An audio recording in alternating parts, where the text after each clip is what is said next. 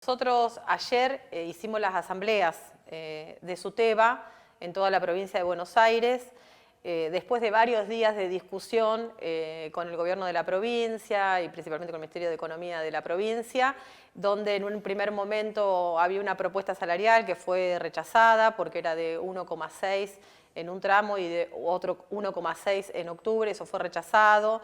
Y después de varias discusiones por fin se logró una discusión que fue aceptada en principio por los gremios que se sentaron el lunes en paritaria y que después llevamos en asamblea a discusión de las bases ayer a la tarde con un amplio debate y una amplia discusión de los afiliados del SUTEBA y logró aprobarse en SUTEBA Junín la propuesta salarial, que es propuesta salarial más las mesas de cogestión de condiciones de trabajo, que si querés también te comento un poquitito de qué se trata, tanto la propuesta como estas mesas.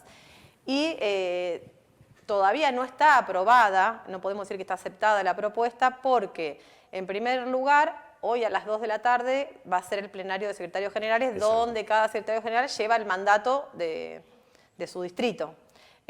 Así que ahí vamos... Seguramente también va a haber un amplio debate y votación para ver si en definitiva esa propuesta es aceptada o no en su totalidad. Bueno, y esto es solo SUTEBA, porque después faltan los otros gremios que integran también el Frente, que también tienen sus órganos democráticos y sus asambleas distritales y luego el Congreso también, ¿no? en el caso de FEB. Bueno, ¿cómo es el aumento propuesto por la provincia? Que en principio se aceptó en Junín, pero está al referéndum de lo que pase en provincia, ¿no? Exactamente. El aumento es de un 5%, nosotros veníamos de un 4% de aumento ahora en agosto, y se ofrece un 5% en dos tramos, un 2,5% con el sueldo de agosto para cobrar en septiembre, y otro 2,5 sobre el sueldo de octubre, para cobrar en noviembre. Va a quedar el mes de septiembre ahí en el medio. O sea, es una propuesta trimestral en dos veces. Eso fue lo que nosotros aceptamos. En principio te decía con mucho debate y discusión, porque hoy si pensamos en porcentaje, todo nos parece poco en relación a lo que valen, las cosas y a lo que cuesta vivir. Lo que se busca en definitiva en paritarias es por lo menos ir empatando con el IPC, ¿no? Y no quedarse rezagado. Claro. Y bueno, y ahí son números muy justitos, si es 1,5, 1,6 o 2% mensual, ¿no? Recién hoy, por ejemplo, vamos a conocer la inflación de este mes. Exacto. Bueno, y también pensamos que en este contexto en el que estamos viviendo se va perdiendo poder adquisitivo en función de que el transporte sigue aumentando, los servicios siguen aumentando, los alquileres siguen aumentando, ¿no es cierto? Hay una desregulación de los precios de los servicios que hace que por más que aumentemos siempre vamos a ir perdiendo, en este contexto estamos perdiendo poder adquisitivo, eso es una realidad.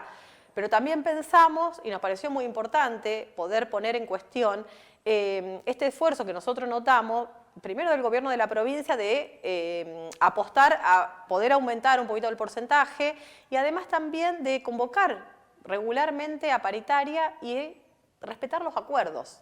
Nosotros estamos siendo convocados cada 2 meses, siempre va en aumento el salario, se respetan los acuerdos establecidos en esas mesas, se convoca mesas de cogestión para tratar otros temas, como por ejemplo, porque no es solamente el salario, sino por ejemplo, ahora el 21 de agosto hay una mesa para tratar algunas cuestiones que hacen a la sobrecarga laboral, por ejemplo, en relación a la implementación del régimen académico, la duplicación de tareas o la burocratización de la tarea educativa, poner el énfasis en la tarea pedagógica y no tanto en lo administrativo. El 25 hay otra mesa que tiene que ver también con abordar el convenio colectivo de trabajo, que los sindicatos vamos a la construcción y vamos a por eso. También en septiembre hay otra mesa ya establecida por acuerdo paritario que tiene que ver con poner en discusión la educación especial y las escuelas que tienen proyectos de inclusión, pensar en agrupamientos distintos. Nosotros desde SUTEBA tenemos posicionamiento en relación a todas estas cuestiones y que las llevamos a paritaria también. Por ejemplo, en secundaria, que se tengan en cuenta las horas institucionales dentro de la jornada laboral, porque hoy la tarea del docente no se agota dentro de la clase, ¿no? La implementación del régimen académico también trajo aparejado un montón de otras tareas, una tarea que se complejizó, que se intensificó, y poder reconocer horas institucionales dentro de la jornada laboral. Pensar también... Claro, o sea, estar al frente de una clase no es solamente dar clases. Exacto. Son un montón de cosas. Como decía, desburocratizar. Hay un montón de trámites administrativos que te transforman prácticamente en un robot y que te alienan de la posibilidad de dar clase, de estar pensando en los conocimientos y de cómo los van a recibir los pibes o cómo enseñar mejor, ¿no? O sea, y varía mucho, o situaciones dentro del aula, o situaciones fuera del aula, charlas con los padres, charlas con directivos. O sea, hay un abanico de posibilidades gigantes, ¿no? En un montón de personas que son gigantescos en lo que es el ámbito de la provincia de Buenos Aires, el sistema educativo. Exacto. Pensar en, bueno, cuáles son esas condiciones de trabajo, esas condiciones laborales, y dónde desde lo sindical se puede poner palabra y pensar cambios posibles que hagan a la mejora de la educación y a la mejora de las personas que allí trabajan, que son nuestros docentes y educadores, ¿no es cierto? Porque siempre un bienestar en el lugar de trabajo va a significar una mejora en esa educación de ese niño, de esa niña, de ese adolescente, joven o adulto, que se establece dentro del aula. Y también fuera del aula, como vos bien decías, a partir de la planificación y toda la tarea que se hace de las clases.